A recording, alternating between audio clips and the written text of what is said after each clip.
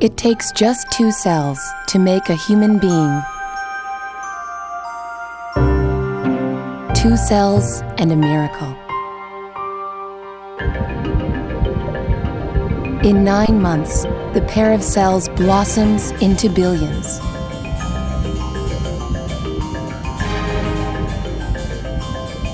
Where once was nothing, now grows a tiny human, gently nestled and protected in mother's womb.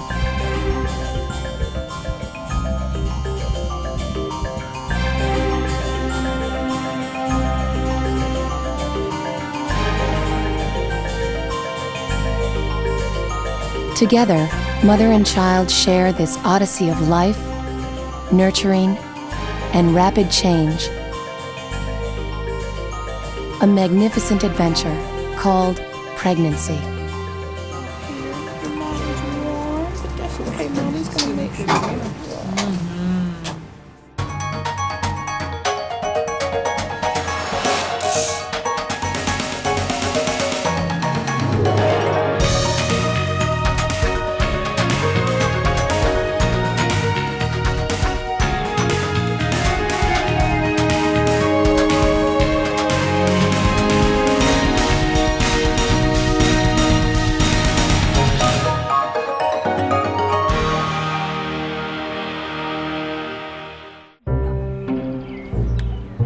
Each of us is unique, and yet every one of us is more alike than we might imagine. Our chromosomes and genes are almost identical. And we all got here in much the same way, voyagers on the same miraculous journey as our cells became ourselves. This is a story of that journey. It's about the bond between mother and child. A bond that starts invisibly from the moment of conception. From the very first moment, when 2 tiny cells begin to transform into a new person, the mother's body starts to reshape and remodel itself. She becomes perfectly suited for carrying the most precious cargo imaginable, the fragile beginning of life itself.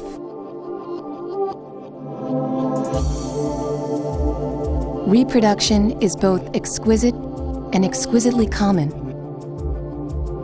perfect in its design. It begins the instant 400 million sperm launch against the cervix, the entrance to the woman's reproductive system. Each is programmed to seek out the egg and fertilize it. It's a risky mission. Many sperm perish in the acidic climate of the vagina. The strongest make their way through the cervix to start their marathon. The sperm must swim the equivalent of 9 miles through hostile waters to reach the egg. Out of 200 to 400 million sperm, only a few make it to the egg itself, and it does so by whipping its tail.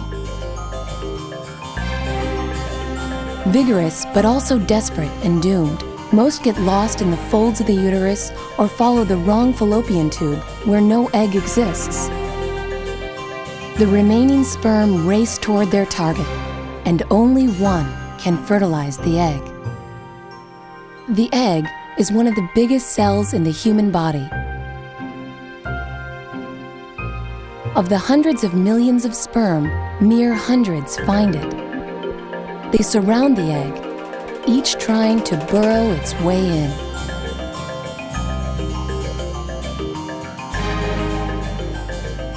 The instant one sperm penetrates the zona pellucida, or eggshell, the exterior closes and the race is over. All other sperm are shut out.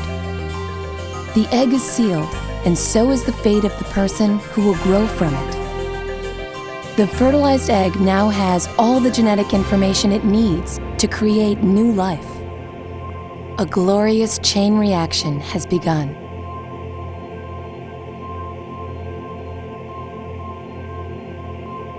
Like the embrace that began the process, the nucleus of the egg and sperm join inside the egg nearly a day later. Together, they create the very blueprint from which a new person will be made. You've got 23 chromosomes from your father, and you've got 23 chromosomes from your mother. Inside the nucleus of the egg and sperm is a pronucleus, a capsule containing the 23 chromosomes on which the DNA code is written. Those two pronuclei will come close together in that position. The chromosomes in each will have doubled, so you've got 46 in each. The pronuclei will dissolve. Those chromosomes come together, and they're then pulled apart. And the cell then divides, and you've got a two-cell embryo. Only 2 cells, and yet the future baby's sex, looks, even potential health problems are already determined.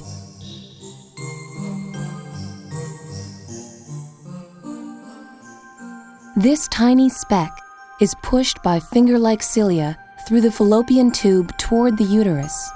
On the long journey, it divides again and again. At 32 cells, this cluster begins its transformation. The cells divide into distinct types, one type destined to become the baby, the other its supporting organ, the placenta. The cells continue to feverishly multiply, unnoticed by the mother. In 6 days, one cell has bloomed to nearly 200, and the embryo has outgrown its protective bubble. Like a flower bursting from its bud, it emerges and expands, burrowing into the soft, warm folds of mother's uterus.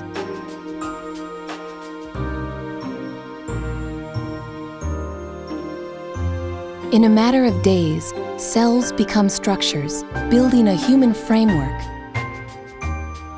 Among the first is the neural tube, which in short time will become the brain and the spine. It's at this stage that the cells on the back of the embryo will start rising, will form a tube and actually come together at the top of that tube and fuse. And this all begins at the midpoint of the back, and it'll proceed in a zipper-like fashion from the midpoint towards the head and towards the tail.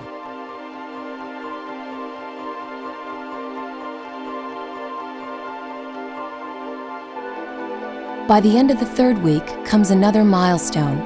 The head and the tail portion of the tube fuse completely. A brain starts to form. The tail, a dramatic reminder of our primordial past, eventually fades away. Everything about the young embryo is primitive. Until the placenta develops, a yolk sac provides nourishment for the first weeks. If you were to look at a 3.5-week-old embryo, it would be very difficult to look at it and say, this is a human. It may look like the same thing as a mouse embryo or a pig embryo. They all look very similar. By 4 weeks, the human resemblance is not much clearer, but mother and child are already communing. The embryo sends chemical signals, and the mother's body prepares to nurture, forging an unbreakable lifetime bond.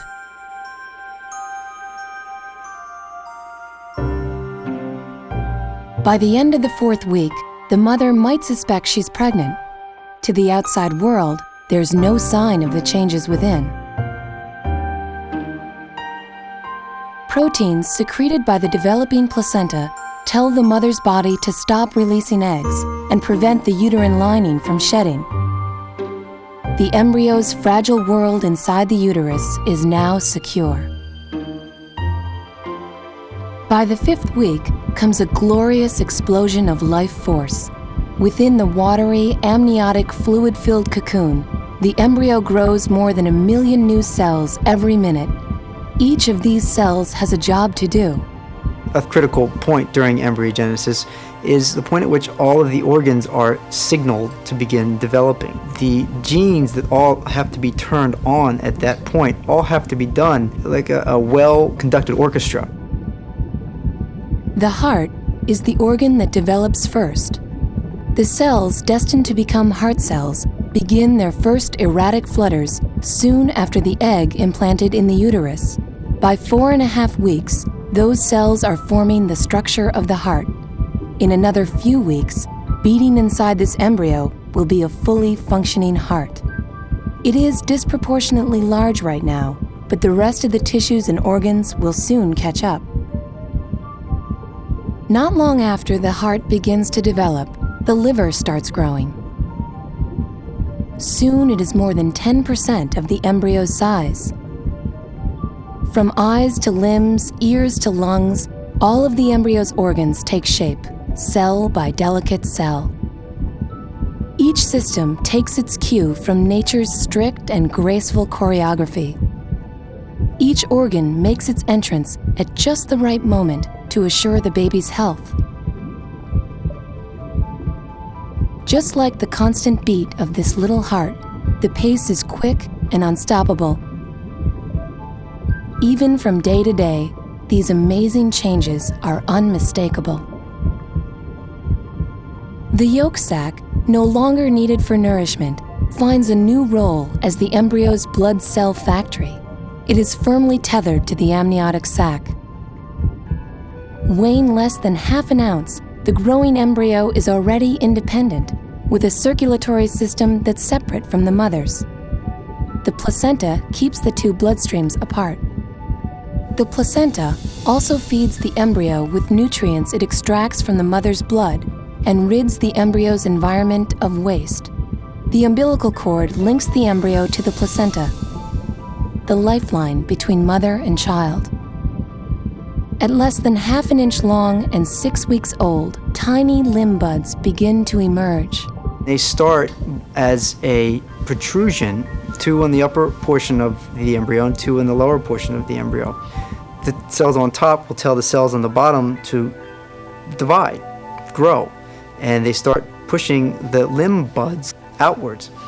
This keeps happening for another 4 or 5 days, and at that point you'll have little paddles on the end of those buds that will look like little hands and little feet. The transparent skin reveals everything inside this tiny body.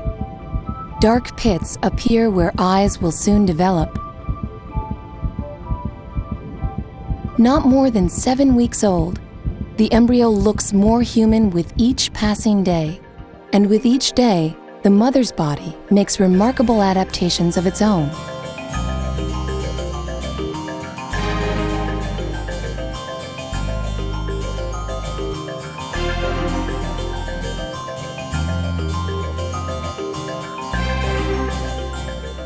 I just can't wait till my stomach starts getting bigger. Like right now, you can't even tell that I'm pregnant, and like I can't wait till I start feeling the baby move and kick and all that good stuff. Hi, congratulations, Brenda. I'm Dr. Abraham. Brenda and her husband are expecting their first baby. She feels ready for the changes, even the unexpected ones. Okay, Brenda, let's go over some more details here. I'm going to let you know some of the things that you're going to expect and give you a chance to ask, both of you, give you a chance to ask me some questions, okay? I didn't expect to get anything because my mom really didn't have any morning sickness, and neither did my sister. So I thought I'd be the lucky one also and not get it. Increase of progesterone and estrogen hormones cause morning sickness. Usually about 70-80% of women during early pregnancy, even starting as early as 4 to 8 weeks, begin noticing nausea. That's actually a very good sign to me. That shows that usually the progesterone hormones are increasing normally, and her pregnancy is most likely very protected. Let me tell you The obstetrician, a prospective mom's guide in pregnancy, does her best to alleviate fears and answer questions. How are you doing right now with that? It's okay some days. Some days are pretty bad and some days are fine. Okay, all right. You want to make sure your stomach does not get empty.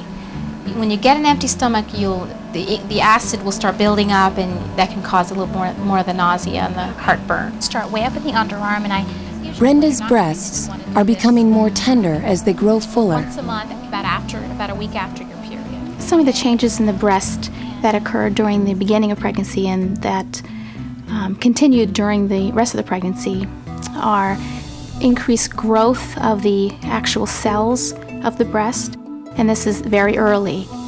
The glandular as well as the ductal cells, they're growing in number and they actually expand, getting ready to fill with milk, which will happen right after delivery. Okay, all right. At 8 weeks into her pregnancy, Brenda's body is transforming into the perfect life-giving vessel.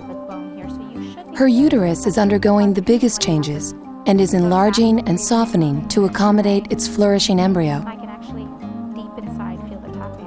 The individual uterine muscle cells are increasing in size as well as increasing in number. They increase in size all the way through the beginning of pregnancy till delivery. But initially what happens is the size of the uterus grows from starts from as the size of my fist and even smaller in some people, and it increases to the size of a large orange or grapefruit, cantaloupe, and then, of course, a small watermelon. What happens around between 9 and 12 weeks is that it actually goes from a pelvic organ to an abdominal organ. Discomfort has always been the handmaiden of early pregnancy. Though it signals to Brenda that there's new life inside her, she has not seen any actual evidence of it until today. Through ultrasound, Brenda and her husband meet their child for the very first time. It's a pretty good picture, guys. Oh, the baby looks wonderful. Look at that little heartbeat. Can you guys see it? Okay. Here we go. Move this. This is the baby right in here. The head is on this end. Bottom's down here. Right in the center is this little thing flickering away really fast. That's the heart. Can you see that? See that? That's Frank, can you see? Okay. It's right in the middle. Stick your head around. Do you see it, like the movement? That's the heartbeat. Okay, what it looks like with the measurement, the baby's about 3 centimeters, just like the length of a peanut. Okay, your little peanut here. Okay. We don't have fingers and things right now, but they're called arms. For Brenda, the concept of motherhood is no longer abstract. At only 8 weeks, the embryo looks like a miniature baby, her baby. At 8 weeks of development, the embryo will look much like a very, very tiny human, not more than 5 or so millimeters in size. It's very tiny.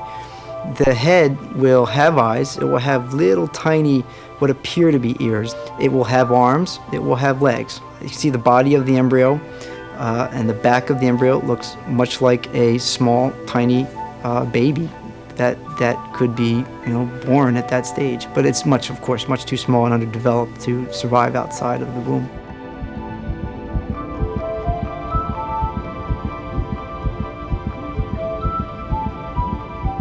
The limb buds that appeared a few weeks ago are turning into actual limbs with tiny fingers and toes.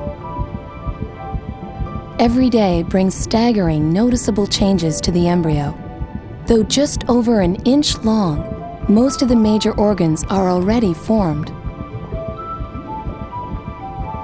Staring blindly into their watery universe, the embryo's eyes continue to form as the face takes shape.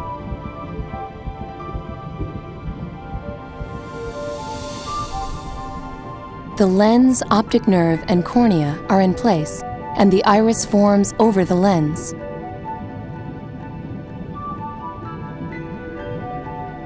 Small folds of skin, the eyelids, complete the intricate structure.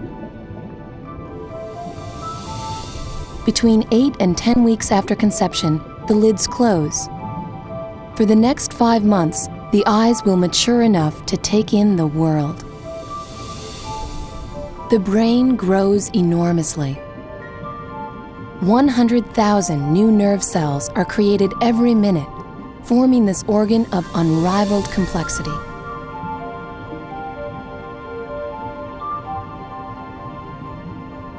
Now, this tiny embryo makes a monumental transition.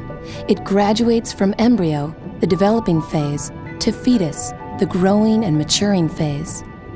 It won't be long before it is able to move, to swim in its liquid cocoon. As the fetus grows more complex, the mother must adapt to fill its growing needs. The placenta is the fetus's life source, supplying nutrients from the mother's blood. The mother's heart must work extra hard to pump the increased volume of blood through her system, so anything she does to keep her heart healthy will keep her fetus healthy too. Walking is good exercise, keeping the supply of blood to the placenta rich and plentiful. Eating right throughout pregnancy is also essential for mother and child's well-being. The fetus depends on mother's diet to supply the raw materials for healthy growth, and for her own health, the mother can't afford to skimp on vitamins and minerals. When it comes to nutrition, rule number 1 is what's good for the mother is good for her developing child. And what the mother eats, her fetus eats.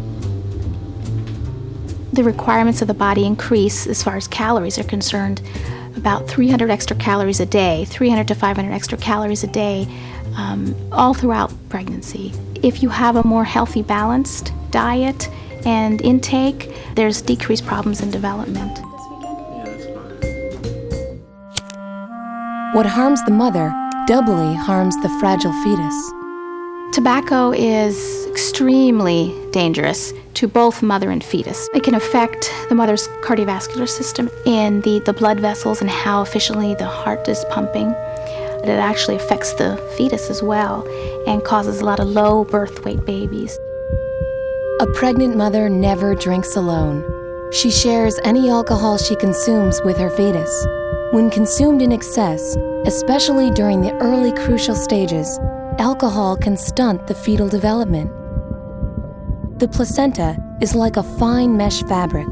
Virtually any chemical can pass through if it's small enough.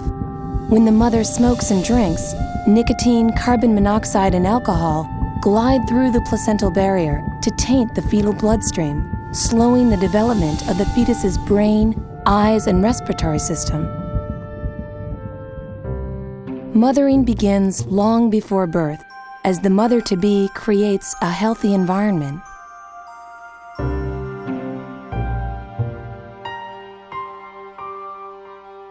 At the beginning I was really happy, and then I went through a period where I was scared and I was like, oh my God, I can't believe I'm doing this. But then I realized that, I am doing it, so you can't be scared. You just gotta, I've read a lot about it, researched and stuff like that, so it kind of put me at ease.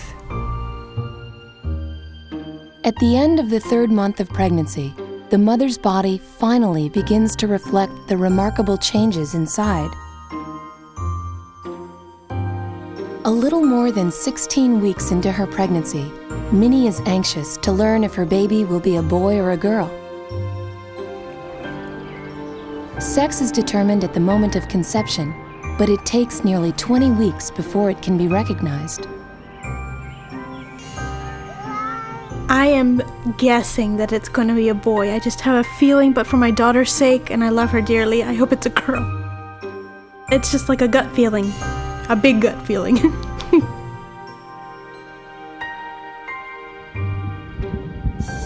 This tiny fetus, nestled deep inside mom's womb, continues its transformation. It's just 3.5 inches long, but there's no mistaking that it's human. The tiny face of this fetus looks as if in deep slumber.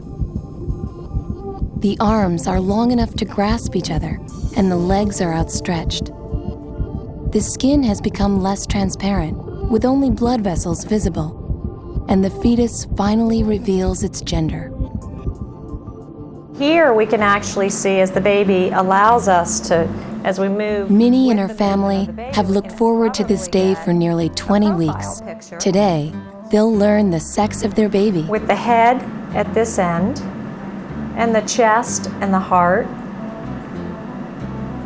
moving towards the feet, and then eventually we get to the thigh bone.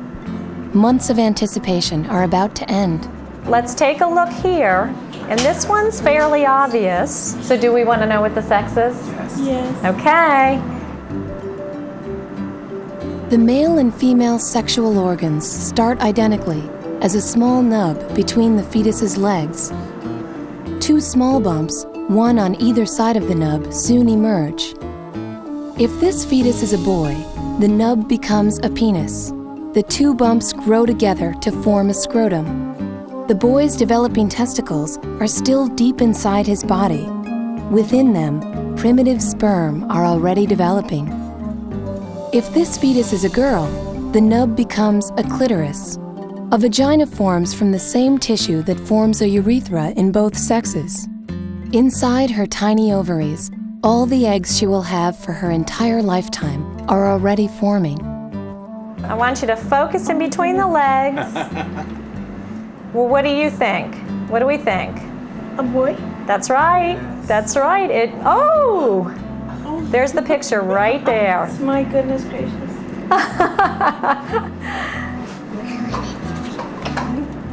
So we got our answer. You have a baby brother. What do you think about that?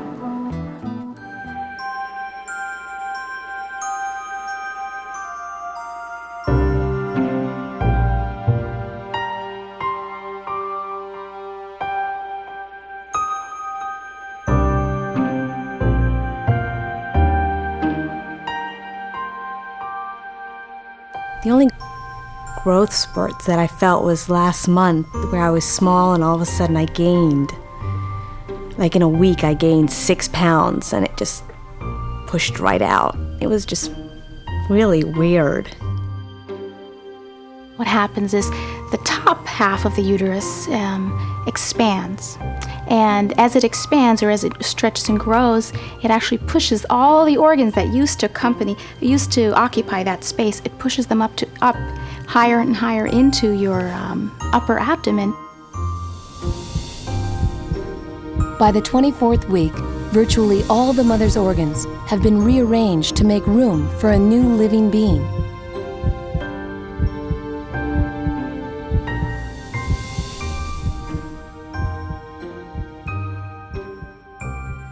But rather than discomfort, Nancy feels euphoric about the child inside her and the astounding changes of her own body.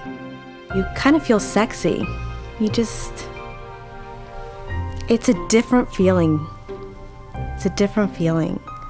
And I don't think anyone understands. Either you feel good and you feel sexy and you kind of just, I guess, walk the talk. I don't know. Just a fabulous feeling.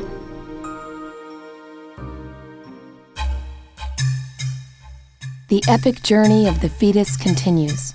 A growth spurt last month added almost 4 inches and 2 pounds. Now, at more than 1 foot long and 2.5 pounds, the fetus seems eager to explore its cozy womb.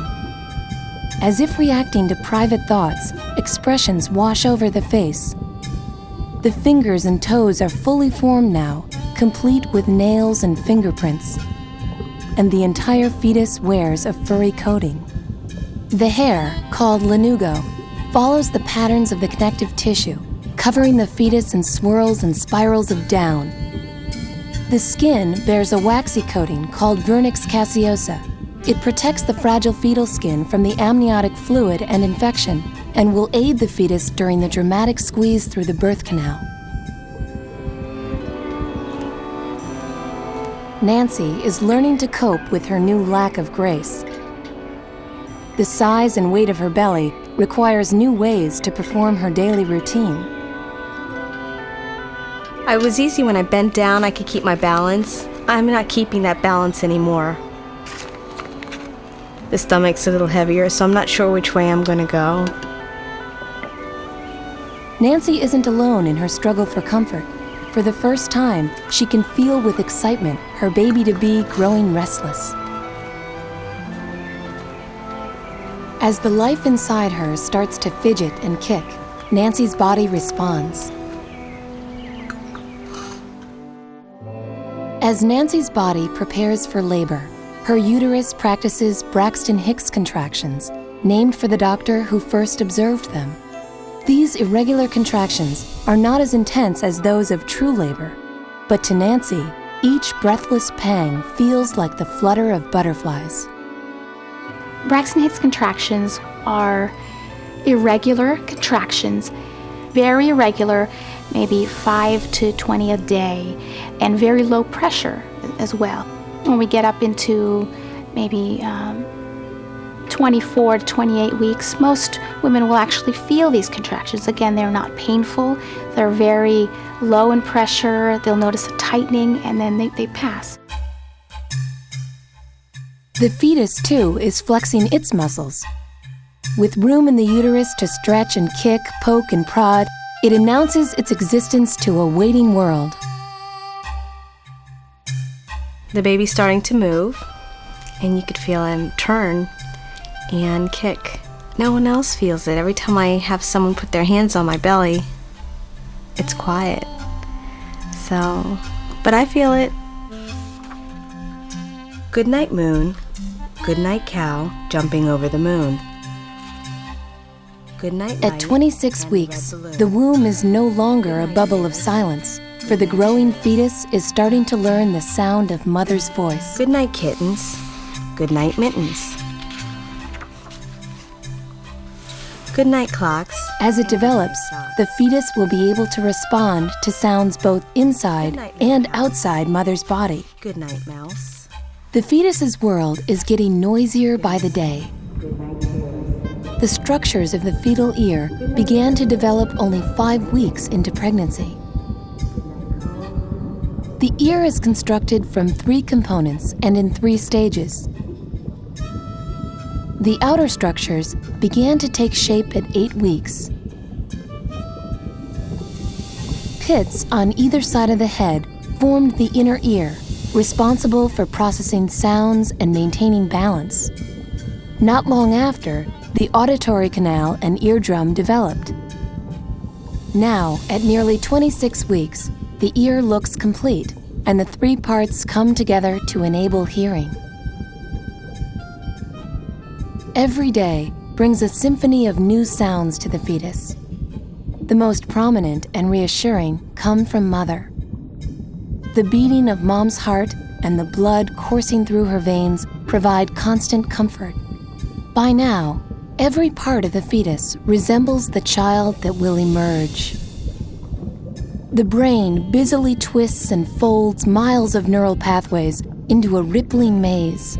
In the process, it stitches together the core of the child's humanity as its countless connections set the stage for thought, self-awareness, and reason.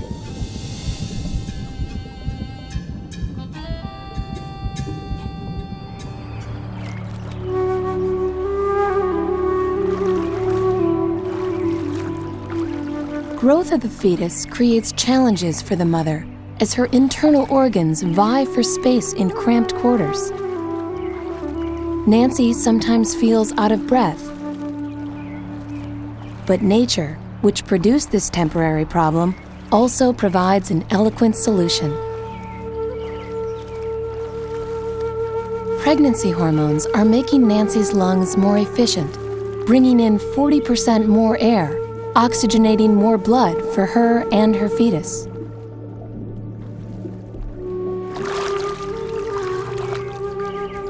A major change is occurring in the fetal lungs, too. To prepare for life outside the womb, the cells lining the air sacs of the lungs begin to produce a substance called surfactant. It keeps the air sacs inflated, much like a soap bubble. As the baby gulps its first breath, moments after delivery, the surfactant will coat the ducts of the lungs to reduce the surface tension and keep them from collapsing. With lungs now full of surfactant, this nearly complete little human stands a chance of surviving the world outside, but it's far from ready to leave the safety of mom's womb.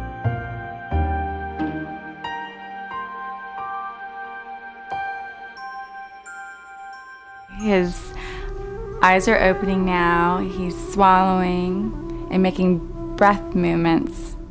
He He can hear us now. He knows my voice. By the 7th month, the pangs and stirrings that were once so strange have now grown almost routine and familiar, but certainly no easier to bear.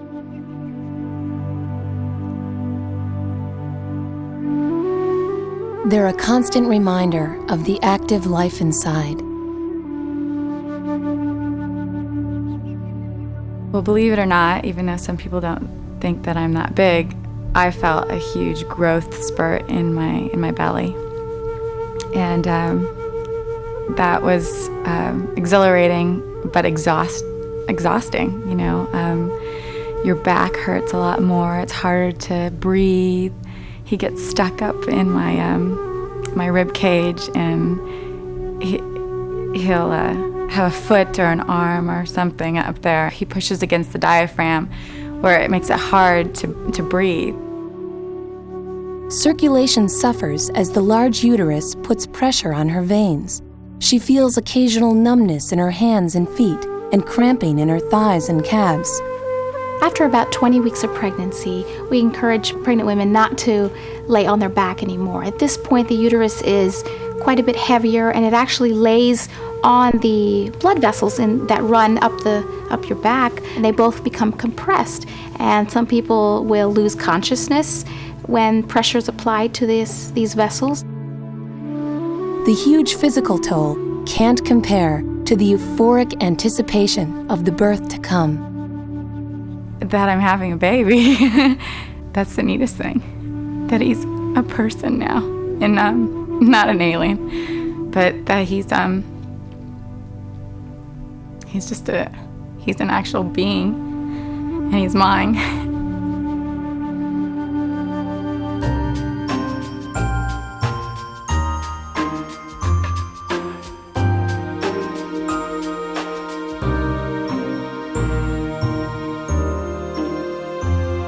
For Sherry, 9 months of waiting has whittled down to mere weeks as she prepares to bring her baby into the world.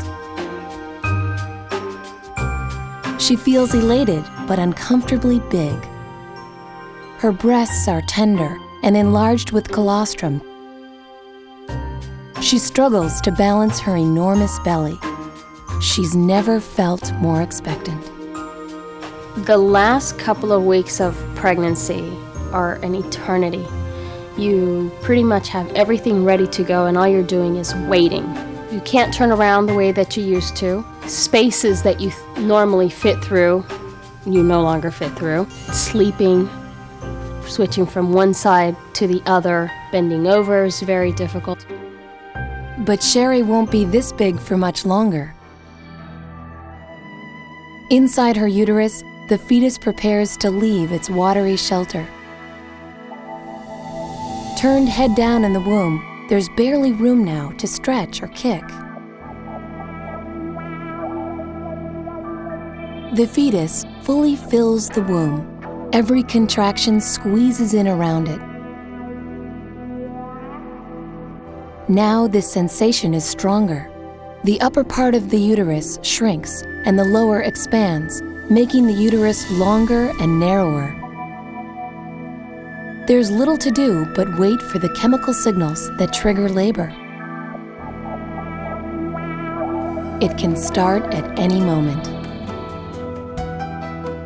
Kisa, too, is waiting for labor to begin and to meet her new baby at last. I really do enjoy being pregnant. It's a great experience for me. But I do like the end process, and the end process is a beautiful baby. You're bundled up in your arms. I think just the fact of feeling a human being growing inside of you and not being able to see the baby's face or really to just hold them or snuggle with them or just to touch them. I think that's where I want to be at right now. I'm ready to hold and cuddle and go to that next experience.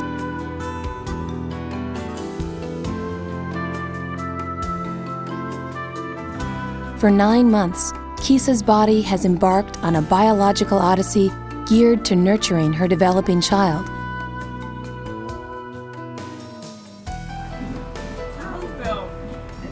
Now, it's time to bring that child into the world. birth is triggered or is induced by the fetus, by the baby that's about to be born, and it's done so as the baby gets to a certain size or to a certain length in the uterus. It does so by releasing corticosteroids, a number of different hormones that cause the muscles of the uterus to contract. Once this occurs, there's a definite crosstalk between the embryo and the mother's uterus then beginning to contract. The crosstalk keeps happening, it happens faster. Some of the signs that you'll know that you're in labor are regular contractions. The duration of each contraction is usually about 30 to 60 seconds. And if you notice, 1 hour goes by and you have 6 contractions, and then the next hour goes by and you have 10 contractions, and you're noticing actually a pattern, that's when you call the doctor just to let them know what's going on. And you'll rock. Kisa is in the first stage of labor. Over the last few days, her cervix has thinned and shortened.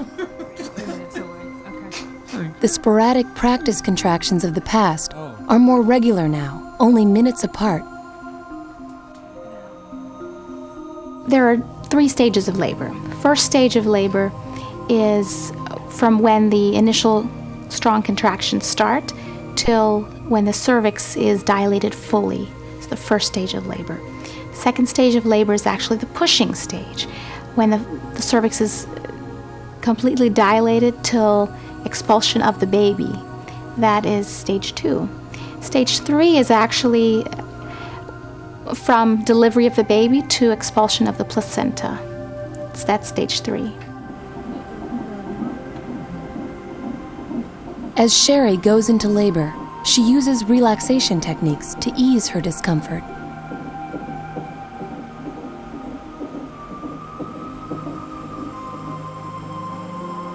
But her labor is long. The doctor has pierced her amniotic sac, but after the water is broken, her contractions intensify. And the pain becomes more difficult to bear.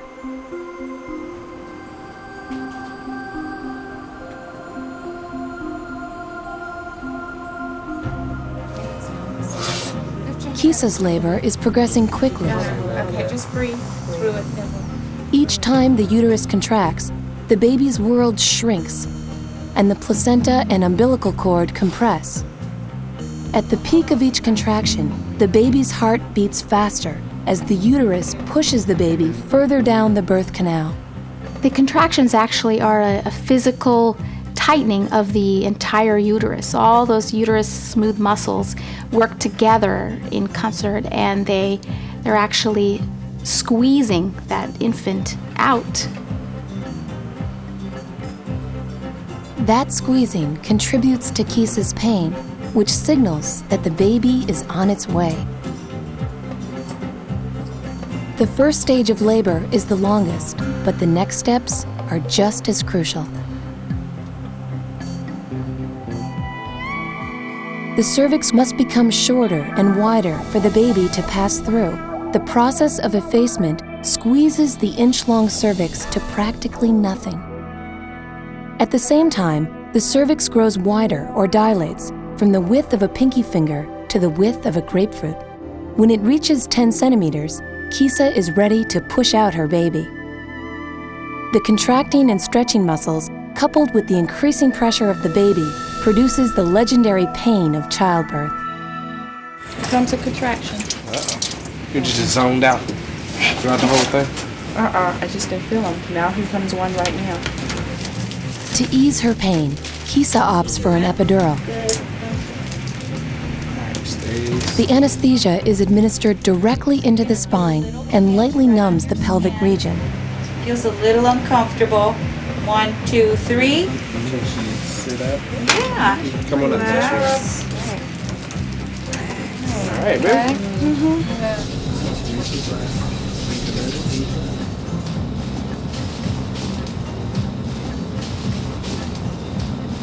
As Sherry's labor progresses, her doctor becomes concerned that something might be wrong. Yeah, we actually may need to flip you. baby's heart rate's going down a little bit. I think there's a cord around somewhere, neck or arm or body, or baby's just pressing against it. If it continues to go deeper and deeper with every contraction and we can't recover, then we'll talk about the next step.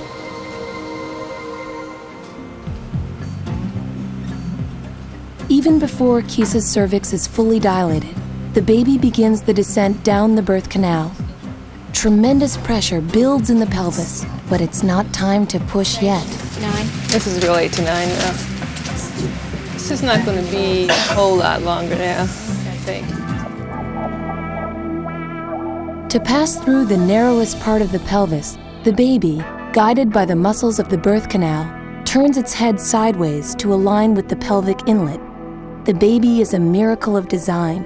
Though the head is its widest part, the plates of the skull compress by 1/2 inch to ease its passage.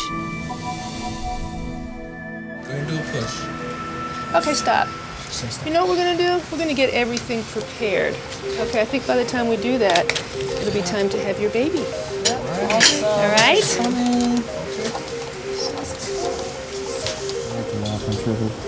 Before you kept still. The drop in the heart rate of Sherry's baby let the doctors know that the umbilical cord might prevent his normal descent down the birth canal. They decide that a C-section delivery is the safest approach for mother and child. There you go. Okay. Just great. The baby. His head is out? Yeah. Biting my finger. There's our cord. There's our cord. There you go. Okay, you around the shoulder. Okay. Minutes later, a healthy baby is born. Not exactly as planned, but with joy, gratitude, and awe. And in that instant, an unbreakable bond is forged between parents and child. Look, sweetie, right over here. A bond that will last the rest of their lives.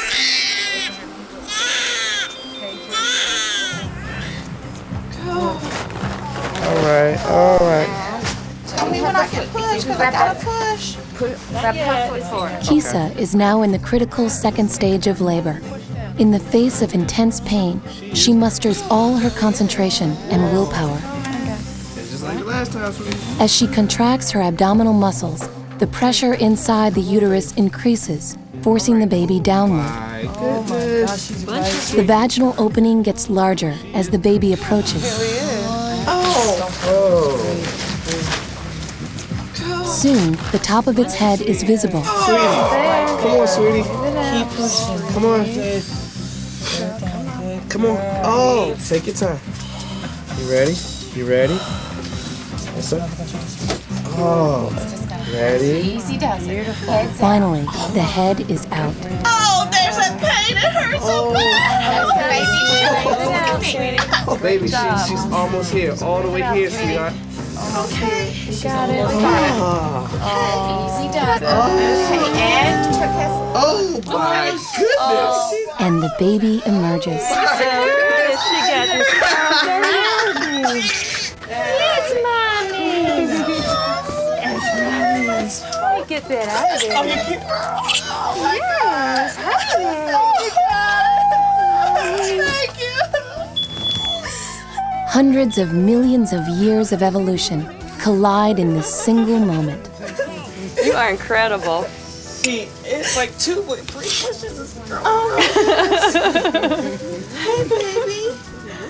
For 9 months, mother and child share an incredible transformation.